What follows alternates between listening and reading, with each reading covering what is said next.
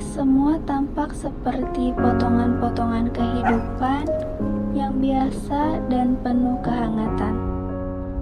Namun ada satu hal yang berbeda. Mereka tidak benar-benar hadir. Satu persatu mereka menghilang bukan karena pergi, tetapi karena tenggelam dalam layar ponsel mereka.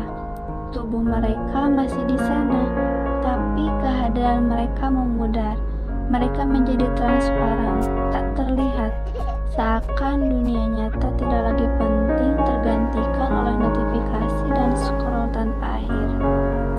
Betapa berharganya momen saat kita benar-benar hadir untuk orang-orang di sekitar kita. Komunikasi sejati bukan hanya tentang berbicara, tapi tentang memperhatikan, merasakan, dan terhubung dengan hati. Kadang yang paling dibutuhkan oleh orang di dekat kita bukan jawaban cepat, tapi kehadirannya yang sungguh-sungguh.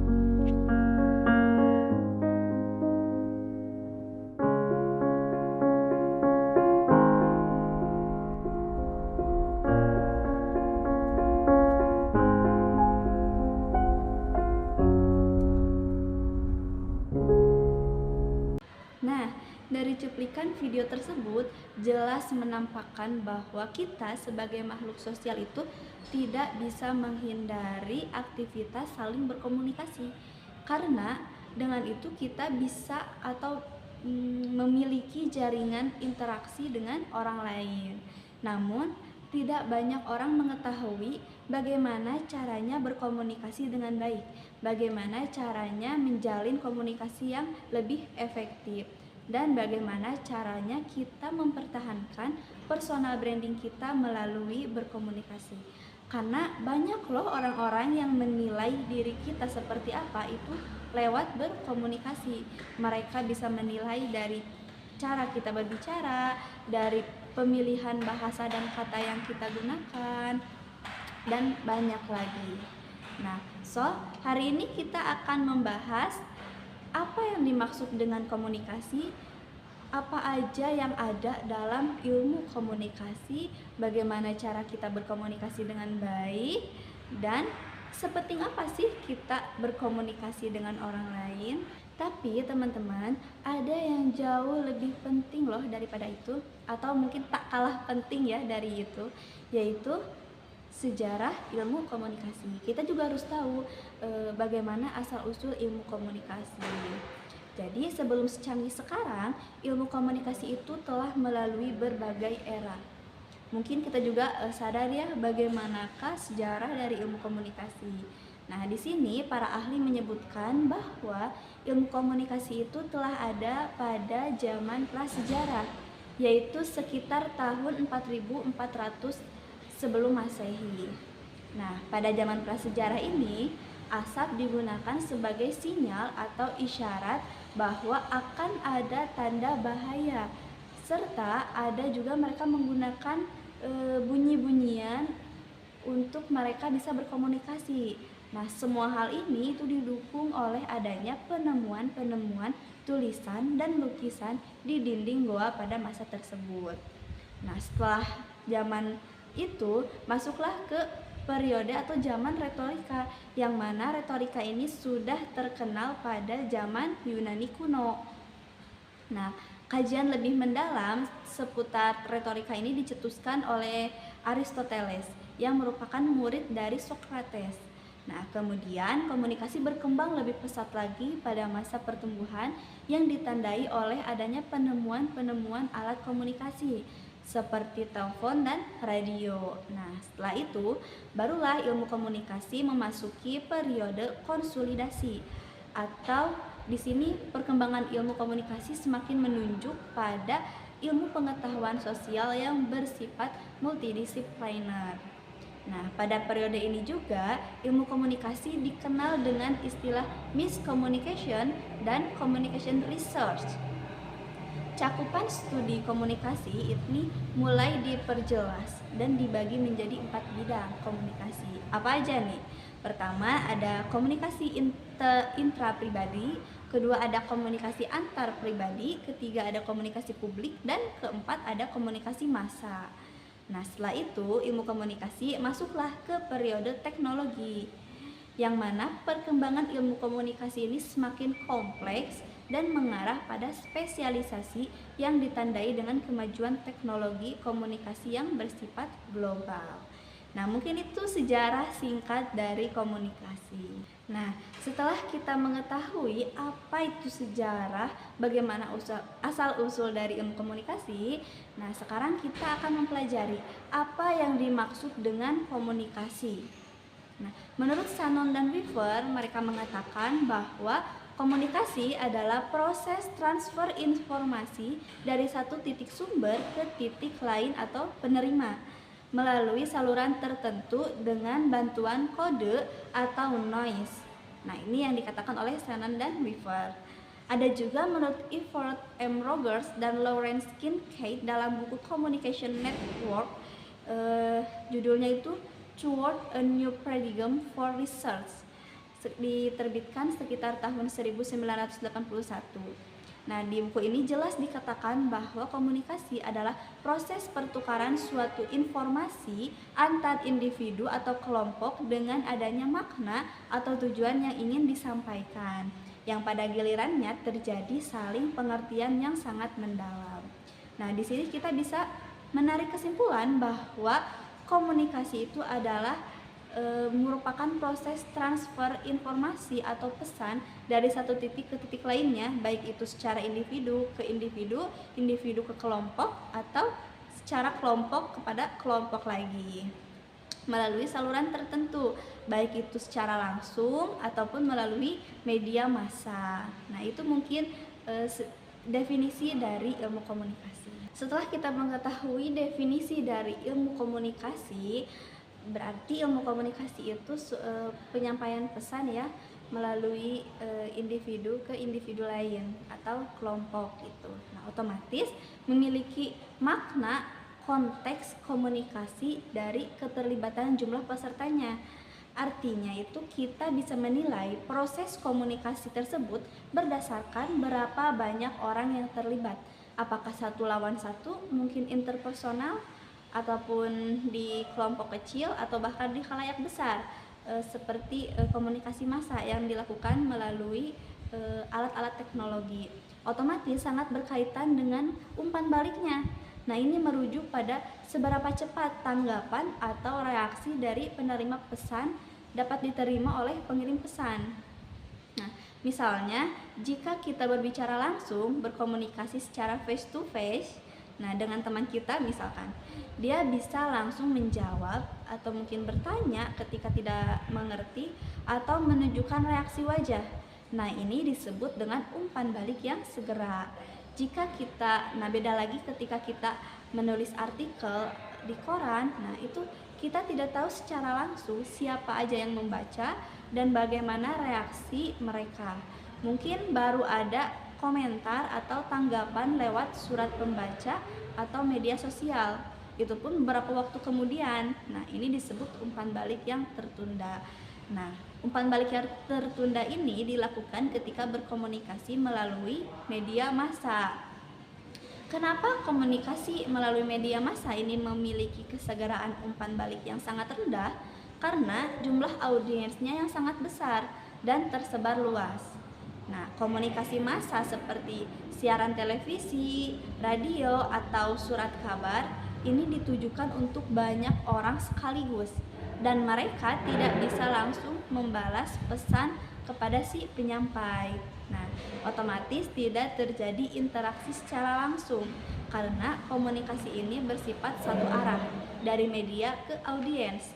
Otomatis umpan baliknya tidak bisa langsung diberikan atau diterima. Mungkin bisa disebut bersifat tertunda dan tidak personal.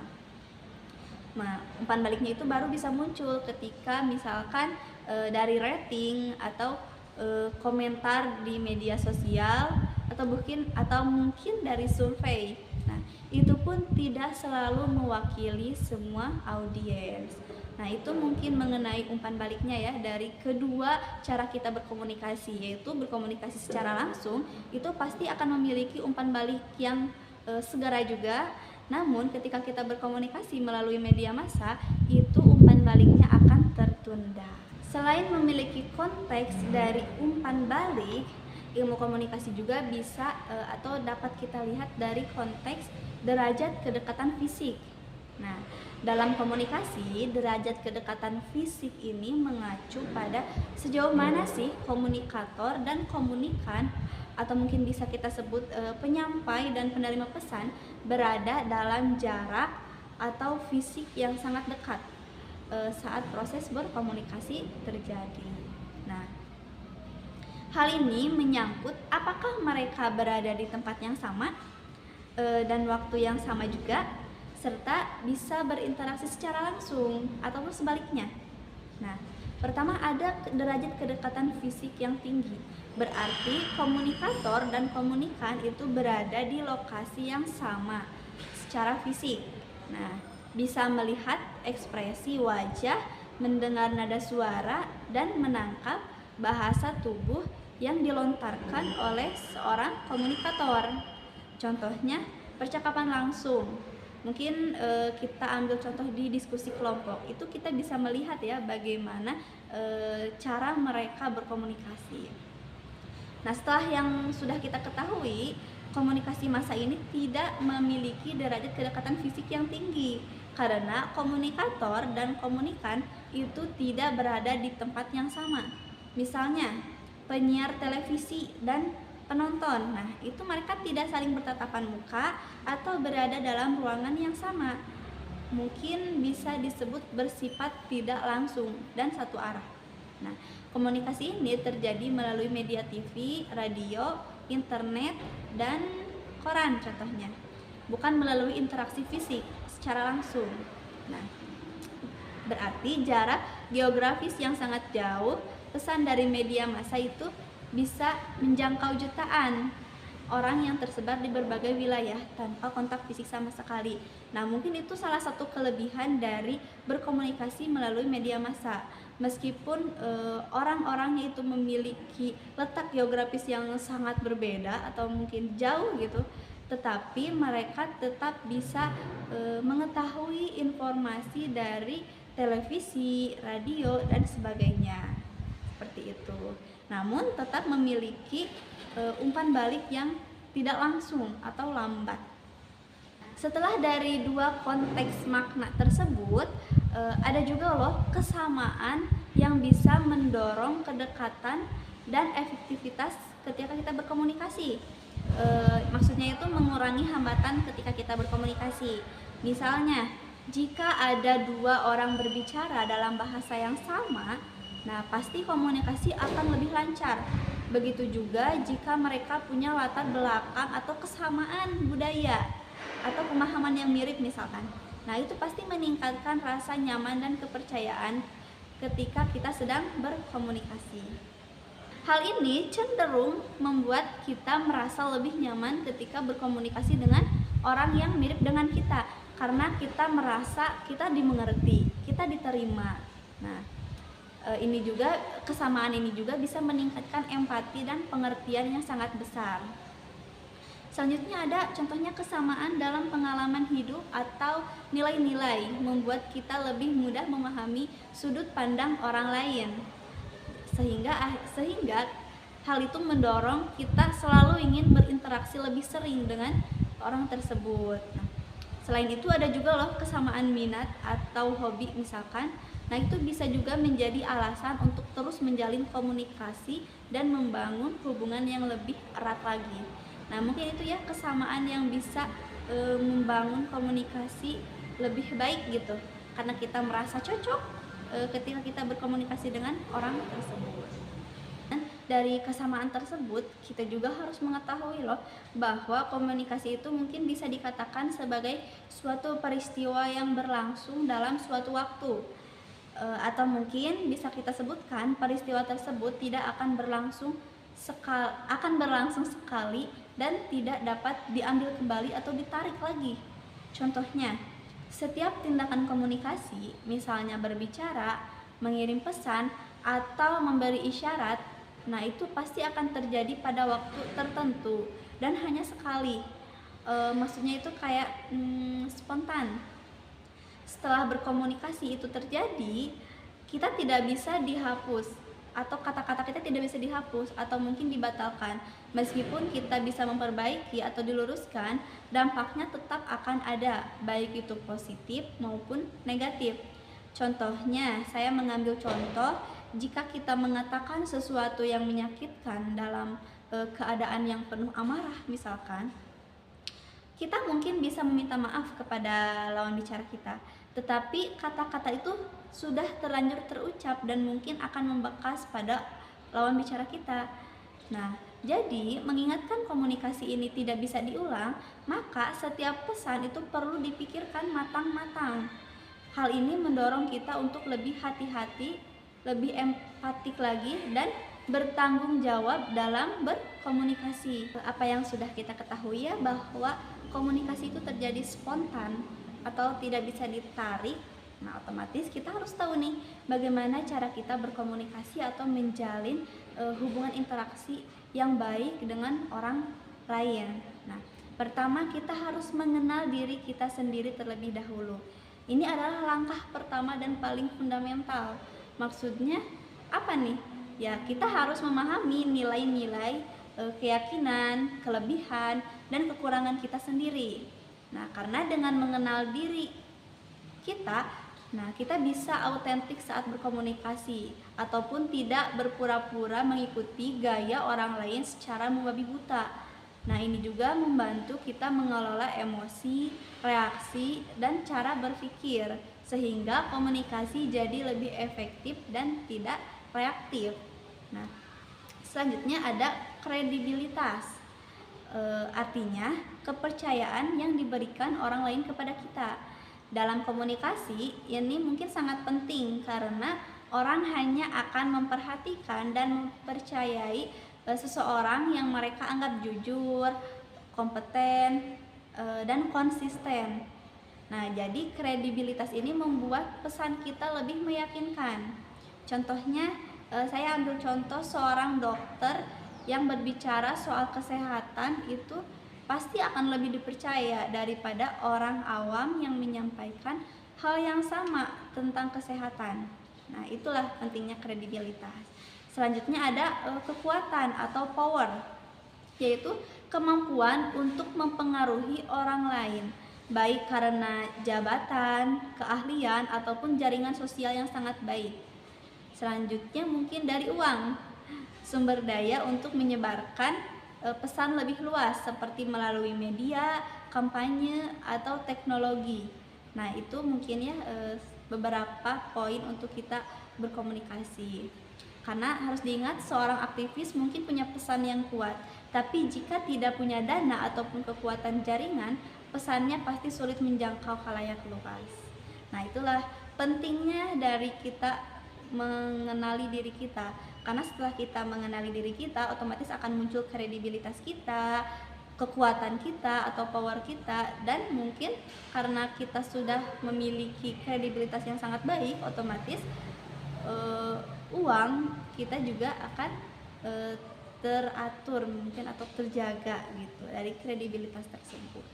Nah, setelah kita membahas beberapa poin dari ilmu komunikasi, mungkin di sini kita menyimpulkan ya bahwa komunikasi ini memiliki peran yang sangat penting dalam kehidupan sosial manusia. Karena melalui komunikasi kita bisa membangun konsep diri kita. Kok bisa ya? Karena maksudnya itu karena tanggapan orang lain membantu kita memahami siapa diri kita sebenarnya. Nah, selain itu, komunikasi juga menjadi sarana untuk aktualisasi diri kita, yakni kita bisa mengembangkan dan mengekspresikan potensi yang kita miliki.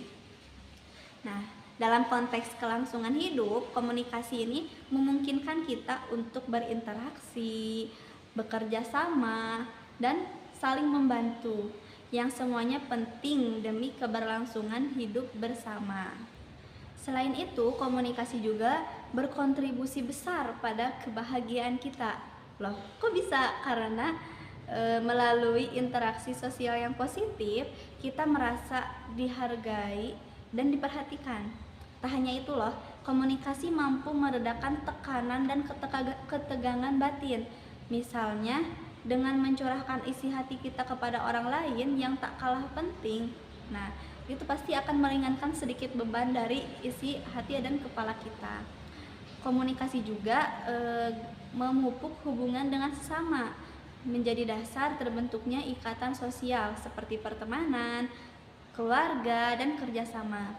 Oleh karena itu, komunikasi ini merupakan fungsi sosial yang esensial dalam kehidupan manusia.